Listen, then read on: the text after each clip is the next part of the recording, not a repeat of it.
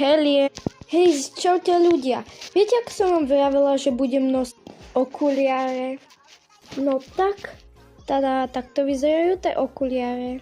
Ja som si na nich už troška zvykla a už by som vám asi chcela povedať aj, že ako sa to robí a kto, že potrebuje nosiť okuliare, tak by som vám chcela povedať, že ako to všetko prebiehalo, než som ich dostala a aké to je nosiť okuliare. No tak začneme. 2 hodiny sedíte v čakárni, potom konečne po tých 100 hodinách prídete. Niečo vám doktorky povedia, že o tom niečo. Potom budete musieť hlavu strčiť do 4 prístrojoch. A akože je to v pohode, ale ten posledný je najhorší, teraz vám o tom poviem. Vy proste strčíte hlavu do toho jedného prístroja.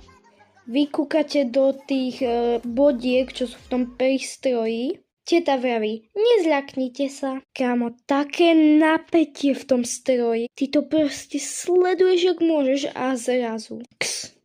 Streknú ti do toho oka, no nie že streknú, ale proste fúknú ti do toho oka, keď ty máš nad tým také veľké napätie a zrazu proste ti niečo streknú do oka. Proste, kámo, kto by sa toho nezľakol. A potom mi to isté urobili ešte do druhého oka, že mi tam fúkli. Samozrejme, doktorka mi povedala, že dobre vidím, že môžem nosiť okuliare, ale nemusím, že to je na mňa. Ja som samozrejme súhlasila, pretože ja som vždycky chcela nosiť okuliare a nesmiem zapomenúť na to, že zo začiatku ma posadili na kreslo a musela som prečítať písmenko samozrejme. Ja som asi nejak tak 3. rad nevidela, myslím, že od dola to bolo 3. rad, ale neviem.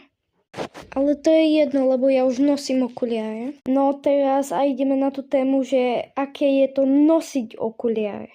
Zo začiatku, keď ich dostanete, tak vás to trocha šteglí na nose.